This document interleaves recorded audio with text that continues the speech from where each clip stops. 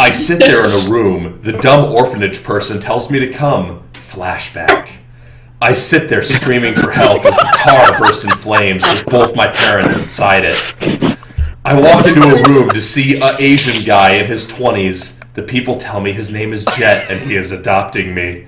I practically scream, I'm finally being adopted. I run over and hug Jet. The next thing I know, I'm in Jet's truck driving to his house. Have you ever heard of Airsoft, Jet asks. I said yes and told him I played it before my parents died.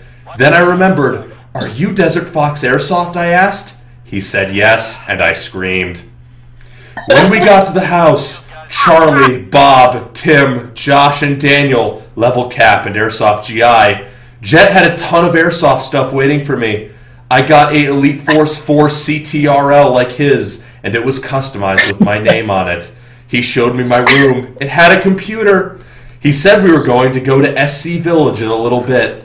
Okay, guys, first chapter. Tell me what should happen and what characters and stuff. Smiley faces.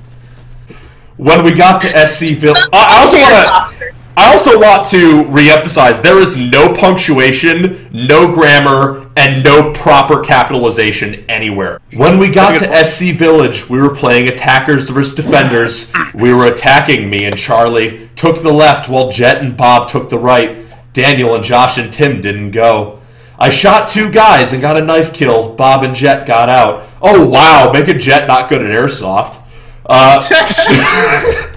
Hey, is me and Charlie. Right hold on. There's more. Me and Charlie were the last alive. There were 5 defenders. We decided to make a dumb rush through the middle. Through is spelled THREW. The middle with grenades. I pulled out 3 grenades, put my gun on my back, and ran. We both died. The most beautiful girl shot me. I told her she was pretty, and then Bob told me she was his daughter. Her name was Ash. I felt embarrassed when Bob told me Ash was his daughter. Me and Jet decided to record BF4, so we got in the truck and headed home. You like Ash, don't you? Jet said. Yeah, I replied. We just laughed and talked about Airsoft. There is more. Alright. When we got home, I created a YouTube account. I named it Mountain Fox Airsoft. See what I did there? Jet did the intro. Hey guys, me and Blake. See what I did there? Yeah, he did. Hey guys, me and Blake here are going to do another BF4 video. We derped around on dirt bikes for a while, loading them with C4. At one point, Charlie joined, and we started trolling people. I threw a bunch of C4 on helicopter and flew it into a guy. He raged. Then we ended the video and decided to go get pizza. Sorry about short chapter. Wait, Eric, is there a 4th section?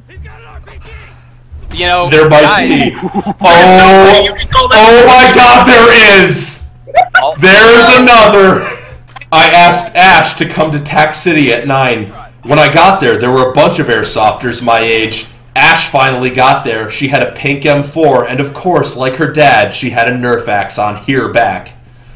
We played Capture the Flag, and me and Ash and Tim's son Caleb decided to go for the flag, while the rest of the team stays back and lays down cover fire. And guess what? The plan worked. After the game, Caleb gave me his phone number and told me to meet him at SC Village with a sniper airsoft gun. I asked if Ash could come, and he said no. I told Jet to come pick me up. When I got in the truck, I told him I needed a sniper for tomorrow's game, and he took me to Airsoft GI. I decided to get a custom Snow Wolf M82 that was green gas. I hope you guys like the book so far. The book? There's more. There's another one. Alright. When I got to the field the next day, me and Caleb got our snipers out and played. We were giving support to a squad of his friends when we were running at the start of we passed over a really big hill where Jet got his Miracle Barrel kill. But guess what happened at the top? Caleb threw me on the ground and I just blacked out. Oh shit, we got some intrigue. We got some intrigue getting thrown on the ground and blacking out and shit. But hold on, I gotta die before I can continue reading. Threw him to the ground. Our blacked out protagonist recovers. The next thing I know, I'm in the hospital with IVs in my arms. I look and see Ash, Jet, and Charlie standing there. That must have been awkward for Ash. What happened, I asked. Tim beat you up, but you have broken ribs and a concussion, says Jet. I always knew That Tim was little, a I fucker. say. Wait, Tim? I thought it was...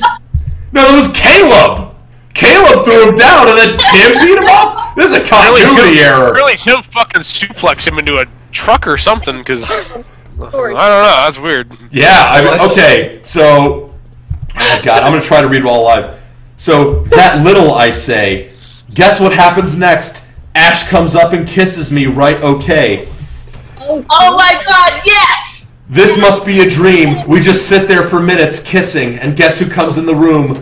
Bob. What the Bob says and walks out, back out. Finally, we stop, and then I turn to Jet. Where's Caleb? I ask. Right here, Caleb says from the back of the room.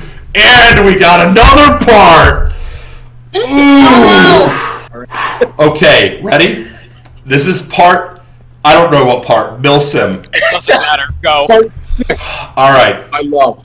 Just then, Jet walks into the hospital room. Hey, guess what I got, he says. He gives me 2 pieces of butt. They aren't normal pieces of paper. They're Operation Irene tickets.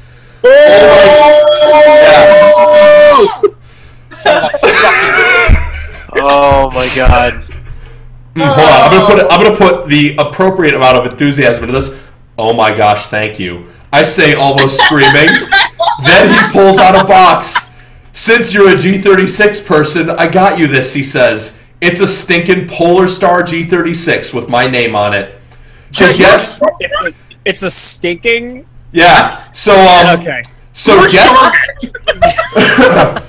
guess who is going to Operation Irene with a Polar Star G36 upside down exclamation points? Me! Just then a doctor walks in. You've been unconscious for a month. You almost died. During that time you recovered, so now you're free to go. By the way, guys, I love G36s, so don't say they stink. Well, guess what? You stink.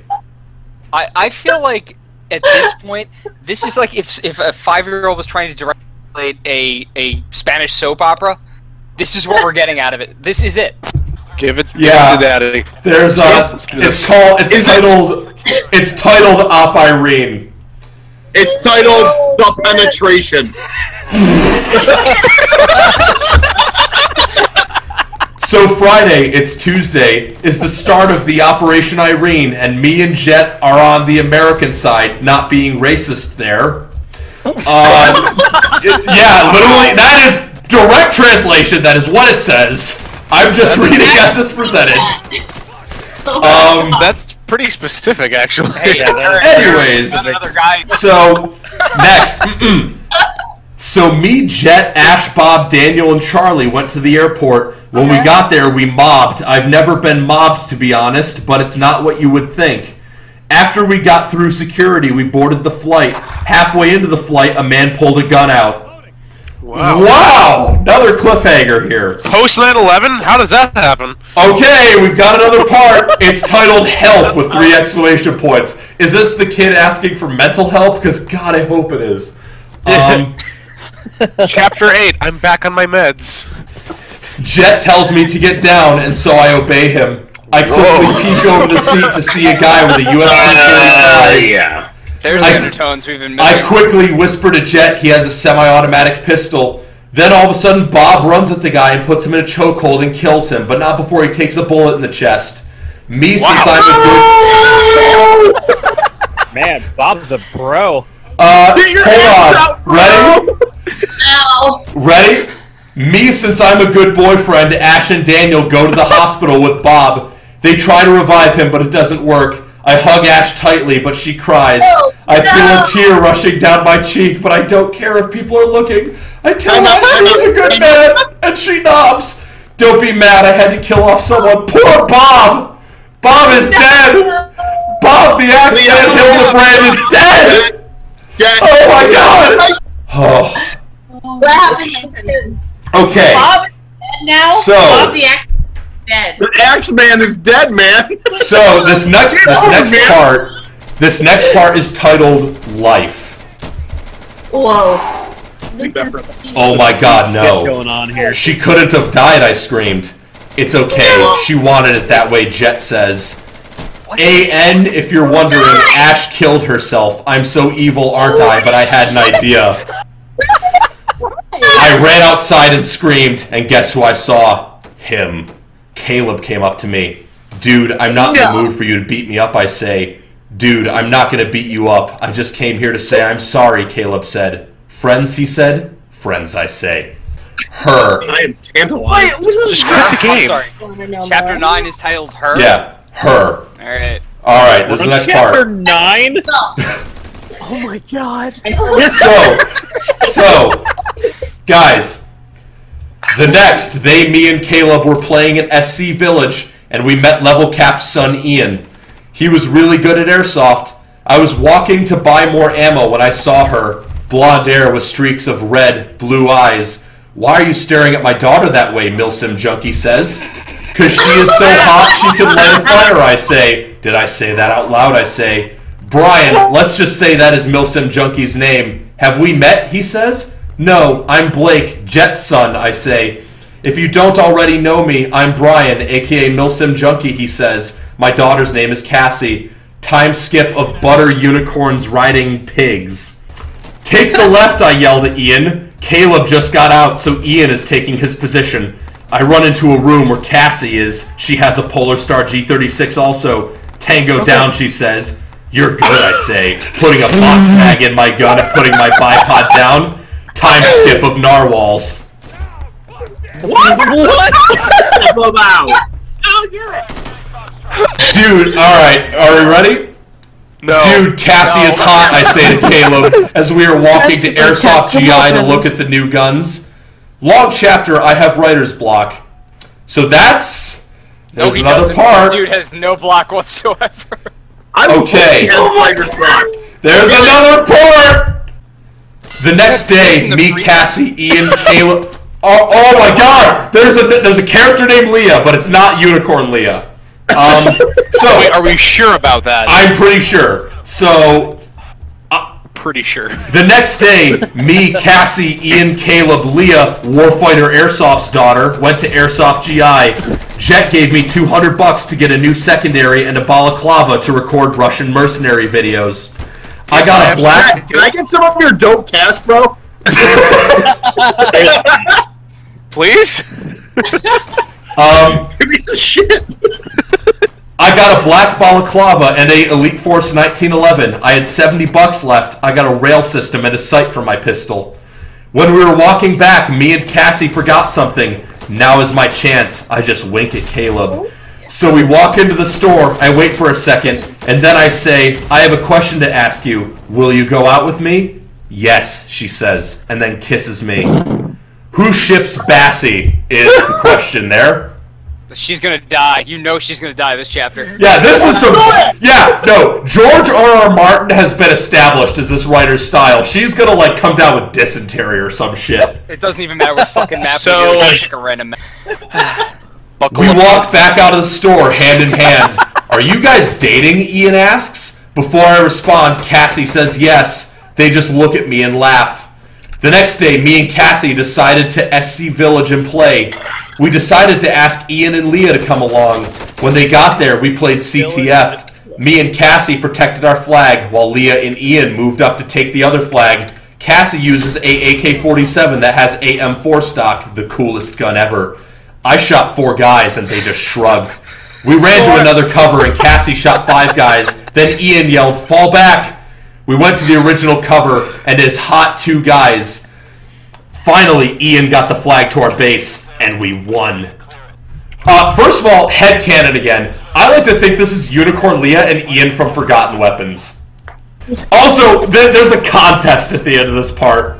Oh, good. Either or. So, hold on, the contest, guys. Maybe it's not too late. Name, age, gender, crush. I also need a better cover. I'm going to start calling you guys softies, like airsofties.